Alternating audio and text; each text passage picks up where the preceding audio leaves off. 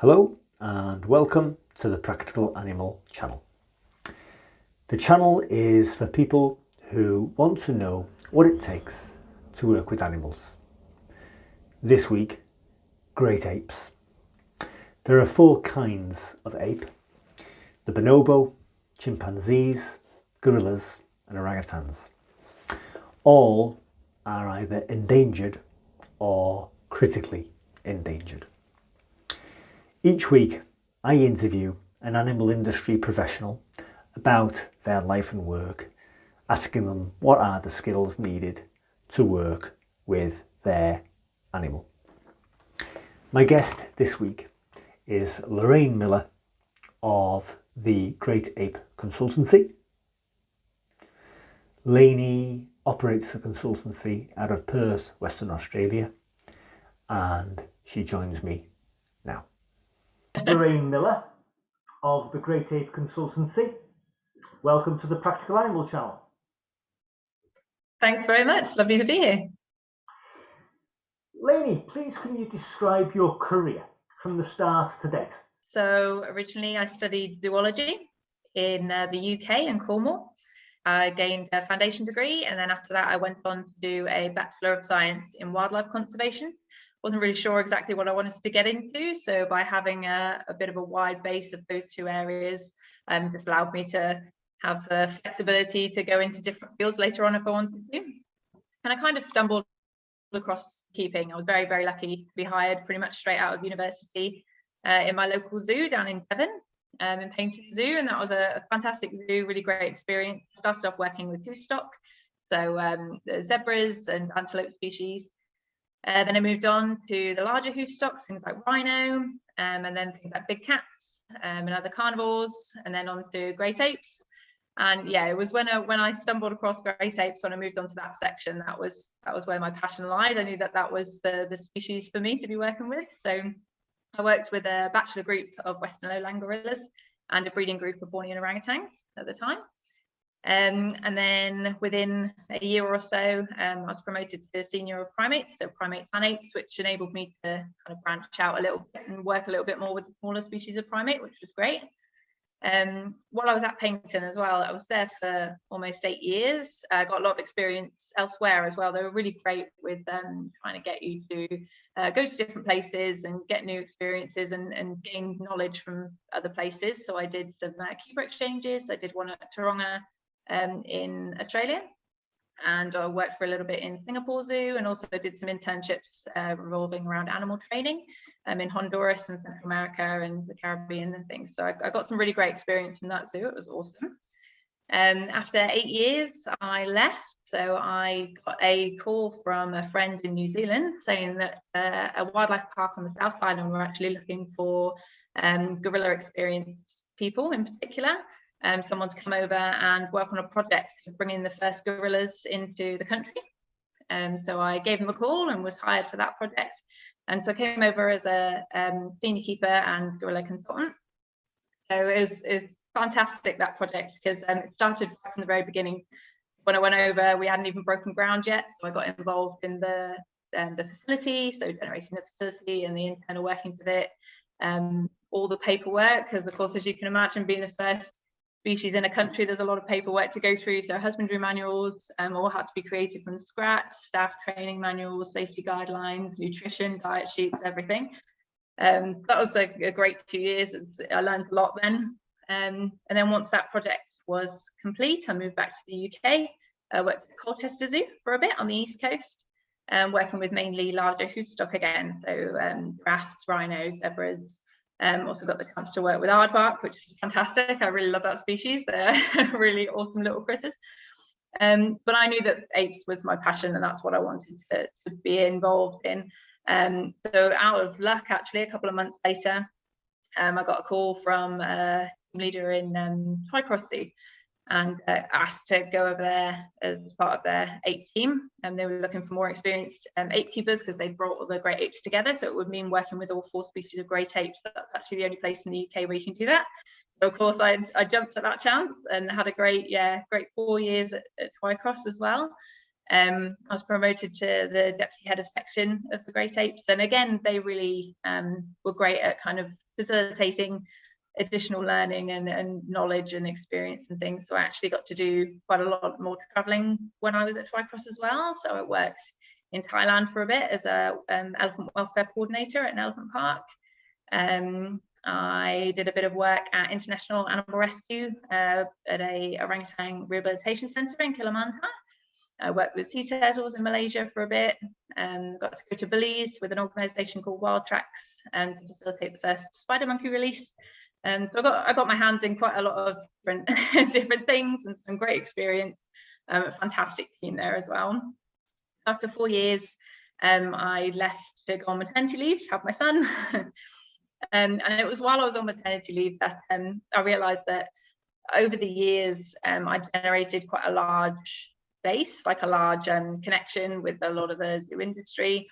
And people would be contacting me quite readily and to ask questions about, and mainly about ape behaviour, so things like introductions and general behaviour, things like that. And of course, I'd always be happy to help anyone out. But then I realised that it would be great if I could do this more formally, be able to help out people that I didn't know, that didn't know of me, and they weren't kind of my friends already. So yeah, I kind of created the Great Ape Consultancy as a way to put that resource out there to more people and to be able to help more facilities with their Great Ape issues.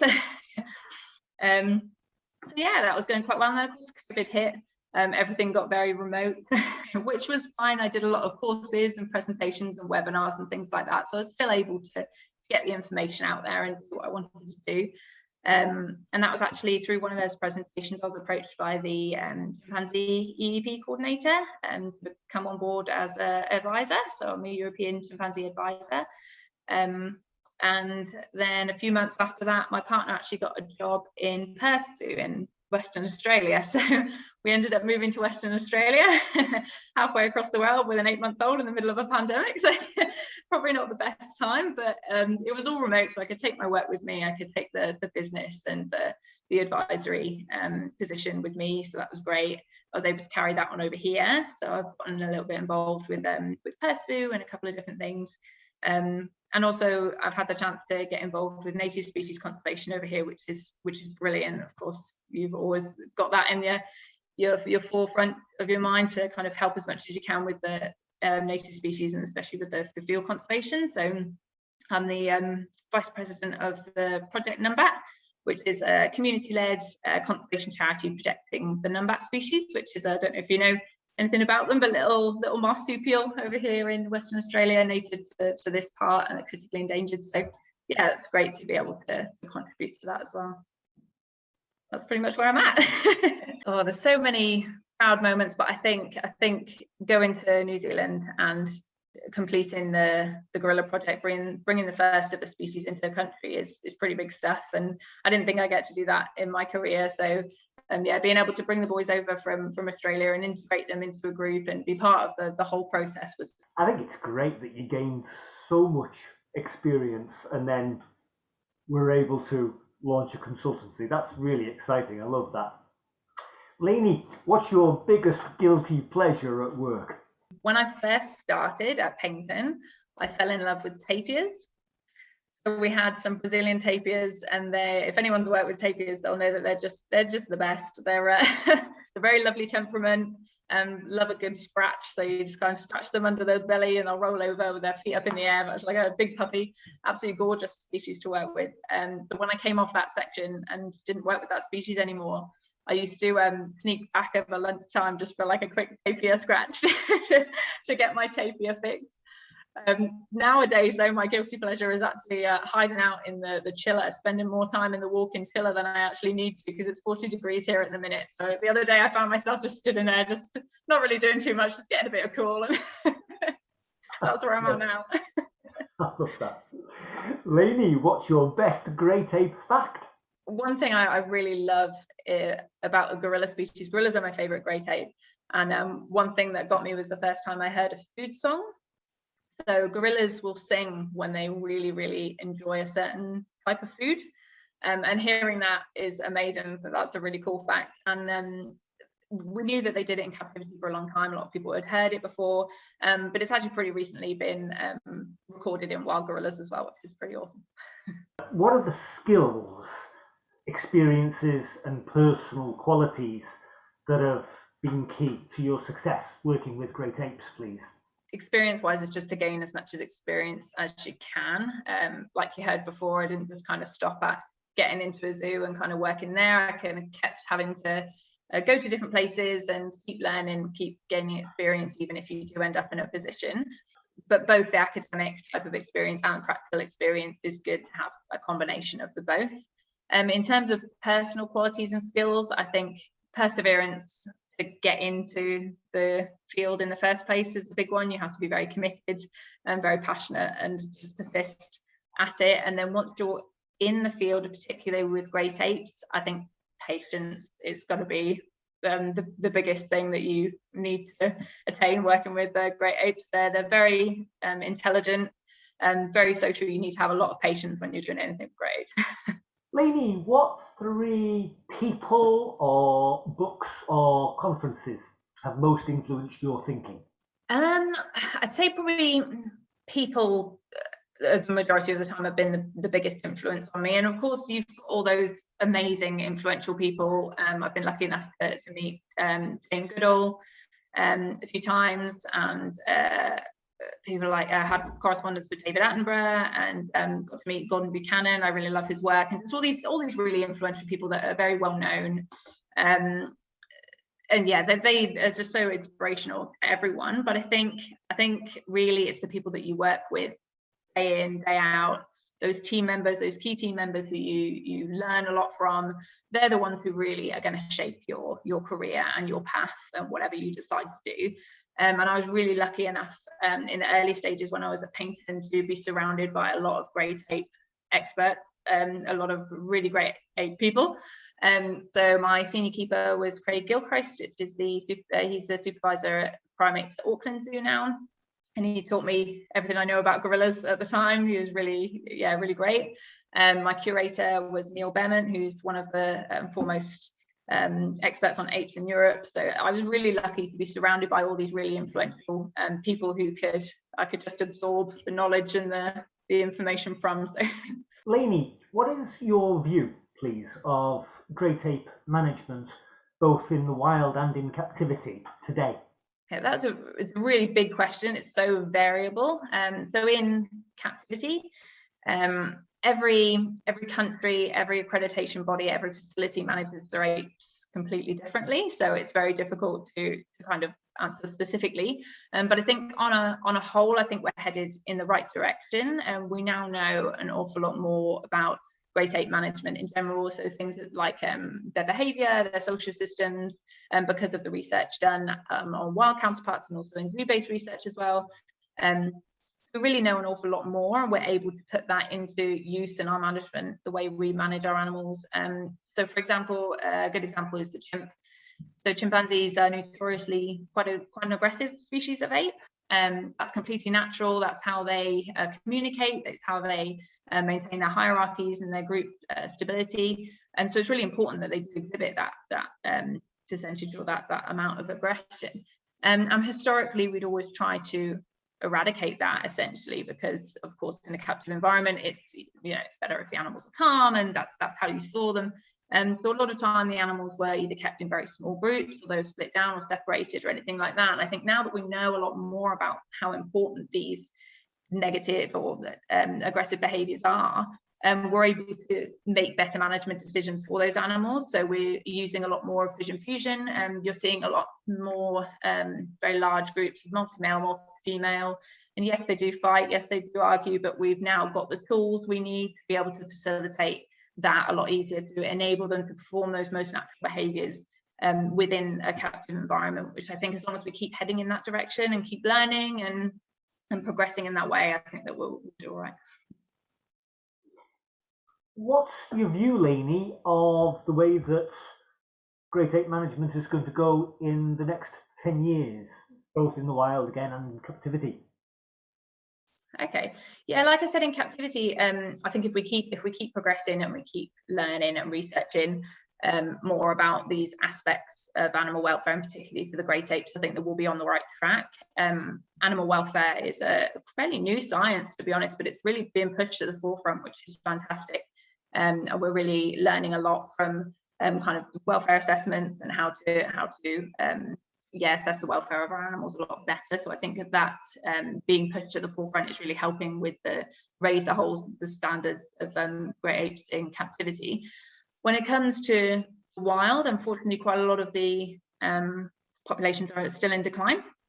The only one that's doing okay at the minute is the mountain gorillas, and I think a lot of people look to the way the mountain gorillas have been managed as kind of a system to emulate. So before, or back in the day, I think it was all about the species, whereas now conservation is all about the people. You need to focus on the communities and the government and the people who actually make these decisions that are directly affected by what's going on to these animals and these habitats in the wild.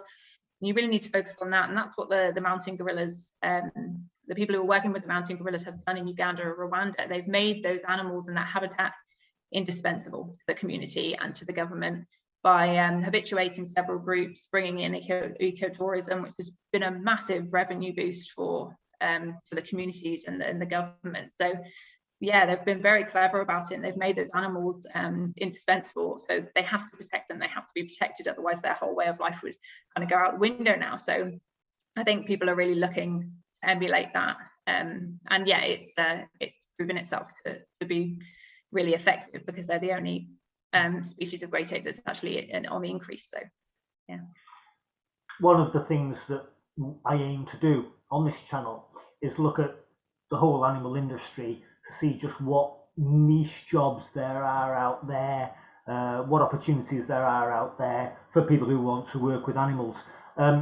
What's your opinion on using primates in research, animal testing? Is that something that people should be open-minded about possibly going into when finishing college, or is that something that's going to be phased out by ethics committees? It depends on what you mean by animal research. So that's a massively broad topic. So there are, so we have moved away from primates in biomedical research, which is obviously a good thing. The welfare of the primates, was absolutely terrible. And yeah, so we're phasing out using animals in general in testing, really, but especially primates. That's not really done anymore. So obviously that's a great thing. But if you're talking about research in general, I think research of primates, so rather than using them for research with different things, but things like observational research of them to increase our knowledge and understanding of them, as long as it's not too invasive, I think that's definitely the way to go. I don't think we can progress much further without researching more about them, and especially more about their habitats and things, and that's the only way we're going to conserve them in the wild. I know that, for example, with orangutans, the only way they knew about the Tapanuli was to research. So, and things like that. So you have to have the researchers out there on the ground doing these research, and even zoo-based research as well, lends a lot to conservation. So studying these animals in a captive setting, and yeah, just getting as much information on them as possible. So it kind of depends on which research you're talking about as to the answer to the question. But yeah, I do think there's definitely a place for it, but a certain type of research, yeah. What advice can you give somebody who nurses ambitions to work with great apes? What jobs are there, either in the field or in a collection? Yeah, so there's loads of different options for you. So people think of zoologists as zookeepers, and that's kind of what they relate to zoologists as, but there's so many other paths that you can go down. So even within a zoological collection, there's so much more than being just a zookeeper. So you can work directly with the animals being a zookeeper, or you can go through the veterinary side. So you can do veterinary medicine, vets and vet nurses. There's animal education. There's zoo-based research. There's zoo-based conservation, so liaising with the conservation partners of a zoo. There's things like animal welfare teams, behaviour teams, there's animal training coordinators now, there's nutritionists. There's so many different aspects of animal management that don't actually involve the direct hands-on work with the animal. So it definitely depends on what your passion is. A lot of people actually move between all of them. So people may start off as a zookeeper, And then they might find that they've got a passion for nutrition or for training or for record keeping even, and become a zoo registrar. And they often move around within the zoo to different roles according to kind of what's going on and where they find their passions and how they kind of accommodate that. In terms of in the wild, again, there's so many different things that you can get into. So field conservation is such a broad topic, so you can get into the research side, the field research. You can get into the like project planning or funding. The advice that I would give anyone would be to try it all. So if you've got the opportunity to just go out to all these different places and just have a little snippet, even a little kind of couple of days or a week or a month or a year or whatever, if you can try all these different paths, then try them out to see what you like, because you never know what you're going to enjoy until you try it. People who want to work with animals, perhaps at the start of their career, new entrants, they're told to be a volunteer, get volunteer experience. Once they've gone past that point, what sort of salary might a new entrant into primatology expect? I know it's a vast area, but if you can give an idea. I've never heard anyone say, I do this for the money. I've never heard that from any zoologist or any wildlife conservationist ever. It's definitely a career of passion. So do not expect to be paid a lot, especially at the beginning. So yeah, like you say, you usually start off volunteering. When you get an entry-level position, you're started on a very low minimum wage. Of course, that varies with country and facility. So Australia over here and Canada, they pay really well, even at entry level. But then you get to the UK and New Zealand and many places in Europe, and there's a lot less. So it does vary according to where you are. But then you can either move up as you progress through the zoo, so you can become kind of a supervisor or a manager or a curator, and it does go up then. And of course you can branch off into other things as well. So beekeeping's not the highest paid in the zoology or even wildlife conservation fields. And again, things like researchers, again, they're not the best paid. So you can go into other things, like if you do go into kind of a registrar or a veterinary position, especially, that those people tend to be paid a little bit more. But again, you've got the additional training, you've got the additional knowledge and academic side to that you will need. So it's all relative. Can you offer any advice to people wanting to work with great apes, wanting to have a career similar to yours? Experience, just try absolutely everything you can. Like you say, you volunteer at the beginning of your career to be able to get a foot in the door, but even once you're in, keep volunteering, keep going out to these places, keep seeing these animals in the wild and doing different things and experiencing different places and even different zoos, so different ways of managing animals and seeing different techniques, different strategies. All of these things will help you build up a bigger picture. And I always find that the people who have worked in multiple zoos or different places in different countries tend to have a broader mindset for what's available and what's all the different management techniques and things like that. So it really does kind of broaden your horizons to have as much experience as possible. So I just take every opportunity. You might be comfortable in a role. I know a lot of people get comfortable in a zoo and they've obviously formed a very great attachment with the animals, and I've done that several times at several zoos. You think, I don't really want to leave because I've formed a really nice attachment with the animals and things, but then an opportunity comes up and you kind of have to weigh it up. But you'll always regret the things you don't do rather than the things you do. So just try it and give it a go, and see what you get. What are the commonest mistakes, Lainey, that you see in ape husbandry? I hear a lot of, this is the way we've always done it, or this is how I've been taught to do it 10 or 20 years ago or something. But we're always learning new ways of doing things in terms of ape husbandry. I think the new things that are coming to the forefront now is the welfare assessment. Things like training has come on leaps and bounds. You still get nutrition as well as come on a lot. So a lot of facilities now have their own nutritionist and their own kind of animal training coordinator and things like that. So those places that maybe haven't maybe gone that far and gotten these type of expertise they're often the places that maybe contacting us to kind of give advice on things like nutrition. So nutrition is probably quite a big one where I think it does take a lot of research and a lot of hard work, and it's a whole it's a whole big thing, and you really need a specific job to cater for great ape nutrition, really. So yeah, it's often one that goes a little bit on the wayside, but it's such an important topic that it's really important that it's worth the extra money, putting in the extra money or putting in the extra resources to get yourself a nutritionist or to reach out and really get to the bottom of a good diet for your great ape. Yeah. Lainey, is there anything you'd like to add? Oh, I don't know. Just thank you very much for having me, and good luck to everyone who wants to get into the primatology or zoology or wildlife conservation field. Even though I said before that it doesn't pay well and everything, it's definitely worth it. It's a lifelong passion. It's you'll love it. Lorraine Miller of the Great Ape Consultancy, thank you very much for being on the Practical Animal channel. Thanks very much. If you liked this video and found it useful for an explanation of the skills needed to get a job or establish a career with great apes, then please click like.